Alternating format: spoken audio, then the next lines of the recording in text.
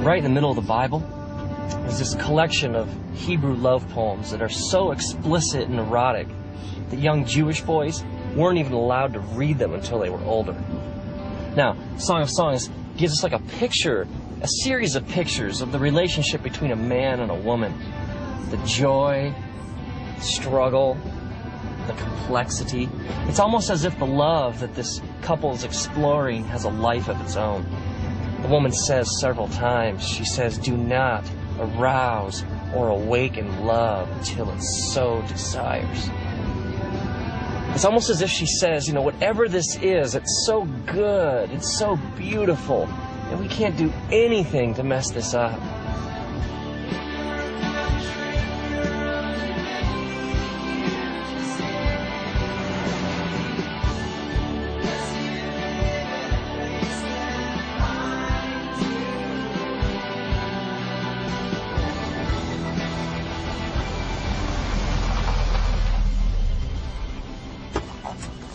We get incredible mileage out of this tired old English word love, don't we?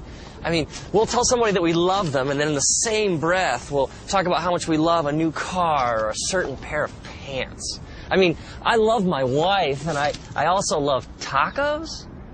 Now, we have to keep in mind that Song of Songs was originally written in the Hebrew language, which has at least 3 different words for our English word love. The first word we find is the word raya.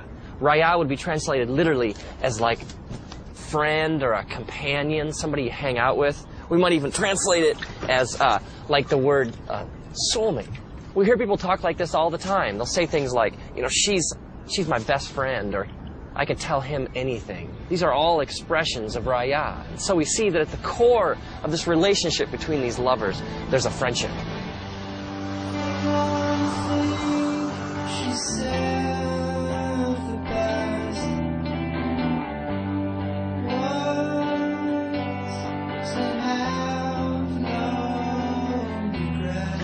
Another Hebrew word we find for love is ahava.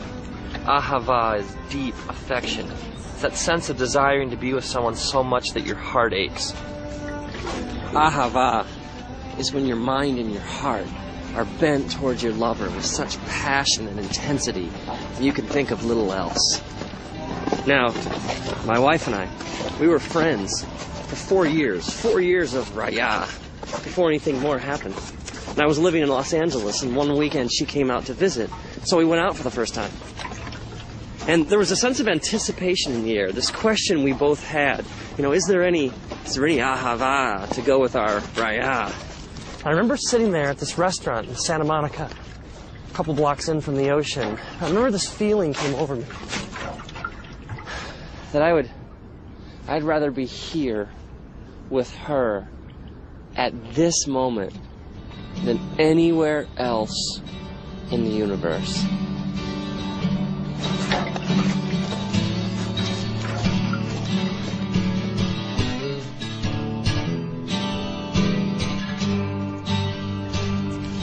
The lovers in Song of Songs declare that ahava is as strong as death, that many rivers cannot quench ahava.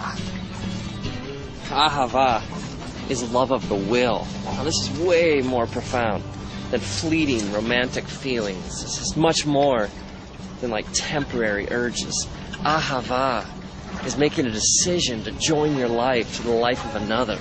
This is an emotion that leads to commitment, that leads to joining your life to somebody else's. Ahava is what makes things last.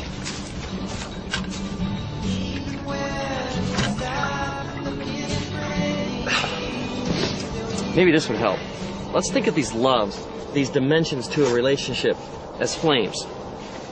Okay, first we had our raya flame. That's like the friendship, the soulmate aspect of a relationship. And then you have your ahava flame, which is the flame of commitment and making a decision to join your life to another. But there's a third Hebrew word for love that we find in Song of Songs. It's the word dode. Dode is translated into English literally as to carouse, to rock, or to fondle. I think you get the idea behind this flame. This word is used elsewhere in scriptures, like in the book of Proverbs. It says, "Let us drink deep of dode till morning." And the woman even says in Song of Songs, "Let him kiss me with the kisses of his mouth, for your dode is more delightful than wine." Dode is the physical, sexual element to a relationship. This is where we get the Greek word eros, which is translated literally as like erotic in the English language. So we have our raya flame, we have our ahava flame, and we have our dode flame.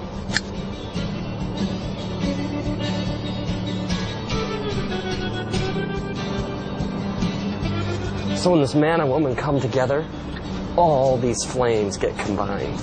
Now Jesus talks about this idea of entire beings coming together. He uses the phrase one flesh to describe this connection between a man and a woman. Now this one flesh is way more than just a physical act. I mean, it's emotions, it's hearts, it's minds, it's experiences. It's the mingling of souls. And so this coming together physically becomes a picture of a deeper spiritual reality.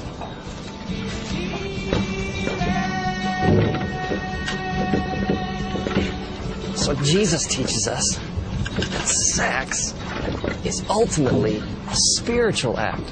And that something so beautiful, something so powerful was meant to endure forever.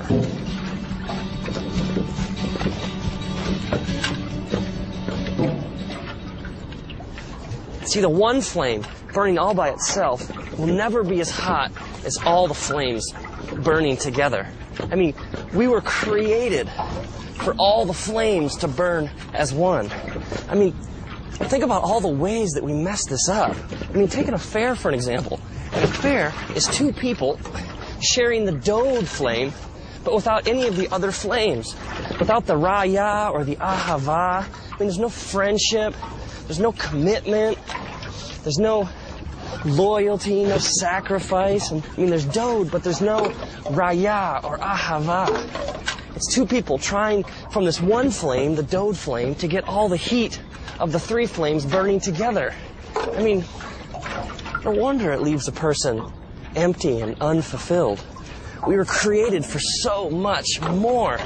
And so the person keeps coming back to this one flame over and over again, and yet it never truly satisfies. It can't. Or how about the couple who have been married for years and they're still together? There's still some commitment. I mean, there's still some ahava, but let's be honest, there's not much else. There's no friendship. There's no sex. And they neglect the flames, and eventually they flicker, and they fade, and they go out.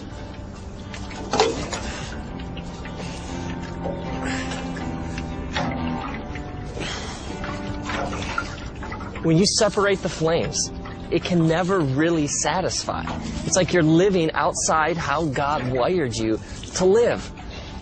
I mean, maybe our culture has no clue what true sexuality really looks like. Maybe the world around us, when it comes to sex, just doesn't get it. I mean, true sexuality is vast and mysterious. It involves all of you. I mean, you have a body, but you also have a soul and a spirit. And love is two people coming together and giving all of themselves to each other forever. And now, may you honor the way that God created you.